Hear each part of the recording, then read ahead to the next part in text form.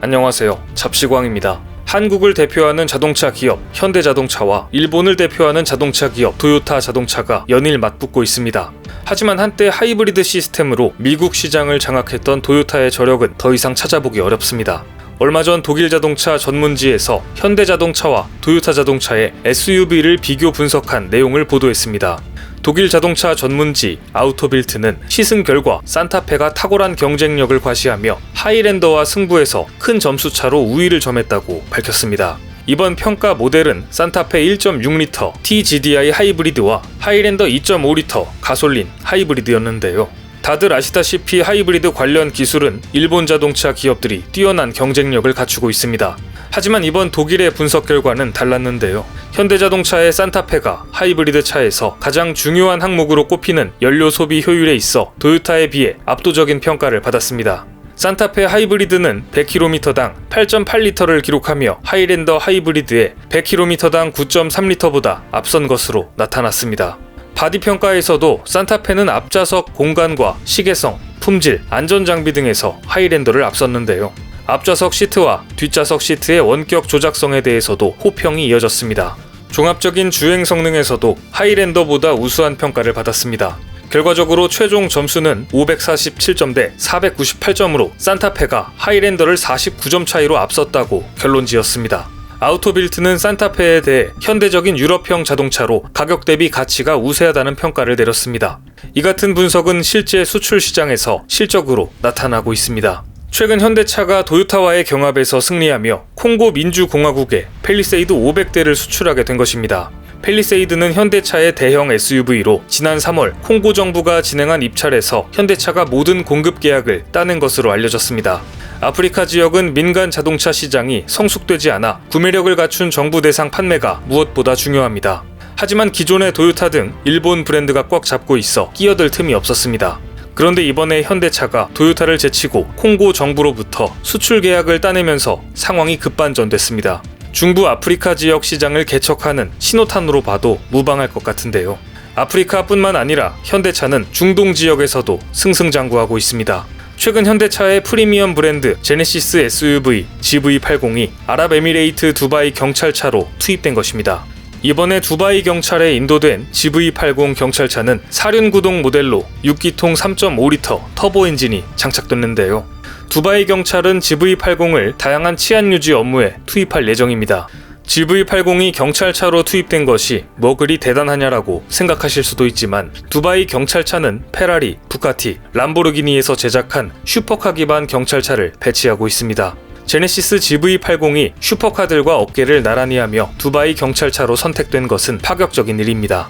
그만큼 제네시스 GV80의 기술력을 인정받았다고 이야기해도 될 것 같은데요. 실제로 GV80을 인도받은 두바이 경찰은 다양한 상황에 대처할 수 있는 효율적이면서 유연한 차량이라며 GV80의 유틸리티성을 극찬한 것으로 알려졌습니다. 현대차는 베트남에서도 입지를 넓히고 있습니다. 도요타를 제치고 3년 연속 판매 1위를 달성한 것으로 전망되고 있습니다. 베트남 자동차 산업협회에 따르면 현대차 베트남 합작법인 현대탄콩은 올해 1월부터 4월까지 22,400여 대를 판매하며 시장 점유율 1위를 차지했습니다. 반면 베트남 시장에서 절대 강자였던 도요타는 18,900여 대를 판매하며 2위로 밀려났습니다. 현대차는 지난 2019년 도요타를 제치고 처음으로 베트남 최고 인기 브랜드에 올랐습니다. 지난해까지 2년 연속 판매 1위를 달성한 바 있는데요. 자동차보다는 자전거나 오토바이가 익숙한 베트남에서 현대차의 소형차 엑센트는 최근 베트남 국민차로 거듭나고 있습니다. 일본차의 텃밭으로 알려졌던 베트남에서 현대차가 시장 공략에 성공하며 광폭 행보를 보이고 있는 것입니다. 전기차 분야에서도 현대차와 도요타의 경쟁은 치열합니다. 최근 일본 자동차 업계가 대규모 투자를 선언하면서 전기차용 배터리 확보 경쟁에 가세하며 한일전을 예고하고 있습니다. 니온게이자이 신문에 따르면 도요타의 올해 전지 사업 투자액은 작년의 2배인 1,600억 엔입니다. 그런데 일본은 배터리 확보를 위해 중국과 손을 잡는 모습을 보이고 있습니다.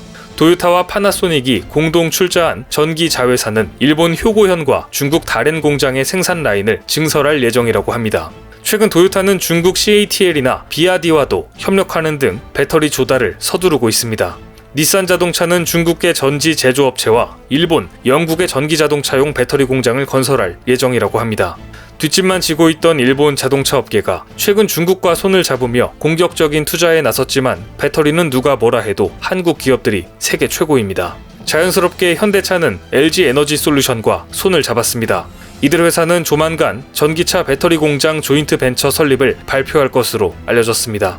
인도네시아 전기차 시장을 공략하기 위해 1조 원 이상을 투자해 합작 공장을 설립할 예정입니다. 생산 능력은 연간 10기가와트시로 고성능 순수 전기차 기준 12만 대 분량입니다. 동남아시아 지역에 전기차 배터리 공장이 설립되는 건 처음 있는 일인데요. 국내 완성차 업체와 배터리 업체가 손잡고 글로벌 전기차 시장으로 부상한 동남아를 공략하겠다는 승부수입니다. 실제로 현대차는 올해 인도네시아 자동차 생산 공장을 가동하고 내년부터 아세안 전략 전기차 모델 양산에 나설 방침입니다. 이제서야 부랴부랴 중국과 손을 잡으며 투자를 시작하는 일본 기업들에 비해 국내 기업들이 훨씬 유리한 고지를 점하고 있는 것입니다.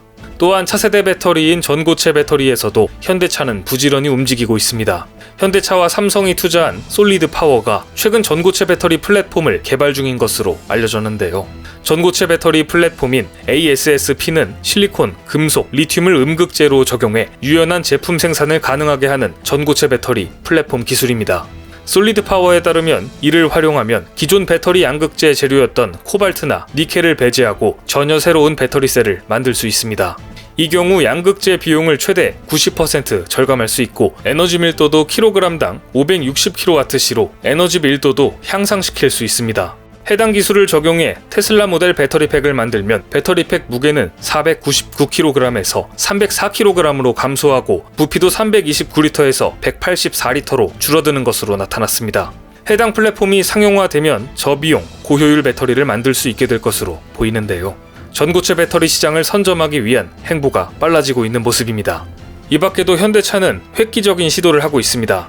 미국에서는 아이오닉5 차량 내에 간편 결제 시스템 카페이를 탑재해 운전자 편의성을 대폭 높일 예정입니다. 카페이는 자동차에서 내릴 필요 없이 탑승한 상태에서 내비게이션 터치만으로 자동 결제가 이루어지는 커넥티드카 서비스를 말합니다. 미국 현지 전기차 충전소, 주차장, 음식점에서 다양하게 사용될 수 있습니다. 국내에선 작년 출시된 신차에 탑재되기 시작했습니다. 완성차 브랜드가 독자적으로 간편 결제 시스템을 구축한 것은 현대차가 최초로 가히 획기적인 시도입니다. 이번 카페이 도입으로 미국 전기차 시장에서 아이오닉5의 입지가 확대될 것으로 기대되는데요. 현대차는 미국뿐만 아니라 아프리카, 중동 등 신시장 개척에도 소홀히 하지 않고 있습니다. 지난달 현대차는 아프리카 중동 지역에 위치한 딜러숍에 마스크 30만 개, 마스크 스트랩 6만 개를 기부했습니다. 딜러숍들은 방문 고객에게 물품을 나눠줄 예정으로 작지만 브랜드 인지도와 이미지 제고에 큰 도움이 될 것으로 보입니다.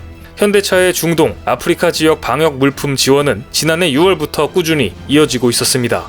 마스크, 방역복 등 60만 개 이상의 품목을 37개국에 전달했고 액수로는 총 240만 달러에 달합니다. 전기차 시장에서 우위를 점하기 위한 노력이 전방위적으로 이루어지고 있는 것입니다. 현대차가 최근 마냥 공격적인 행보만 보이고 있는 것은 아닙니다. 투자할 곳은 투자하고 줄일 곳은 과감히 줄여나가고 있는데요. 중국 내 첫 생산기지로 삼았던 베이징 1공장 매각을 추진하고 있습니다. 베이징 1공장은 사드 보복 이후 가동률이 50% 미만으로 떨어졌고 이후 중국 정부의 도시 환경 규제까지 더해지면서 2019년부턴 아예 가동을 중단했습니다. 생산 능력이 떨어지자 사업 구조 조정이라는 고강도 다이어트를 하겠다는 결단을 내린 것입니다. 중국 공장을 매각한다는 소식이 들려오자마자 곧바로 희소식도 들려왔습니다. 아산 공장이 아이오닉5의 후속 모델인 아이오닉6 생산 기지로 탈바꿈된다는 소식입니다. 이를 위해 현대차는 8월 초 설비 구축에 나설 예정입니다. 이 GMP 플랫폼을 적용한 전용 전기차 아이오닉6 생산을 위한 것으로 소나타와 그랜저 라인의 전기차 생산 라인을 도입할 계획입니다. 이르면 내년부터 아이오닉6를 국내에서 만나볼 수 있을 것으로 보이는데요. 중국으로 넘어가는 기술과 일자리를 국내로 되돌리는 것은 분명 옳은 일입니다. 앞으로도 현대차가 세계 시장에서 도요타를 완전히 제치길 기대해봅니다.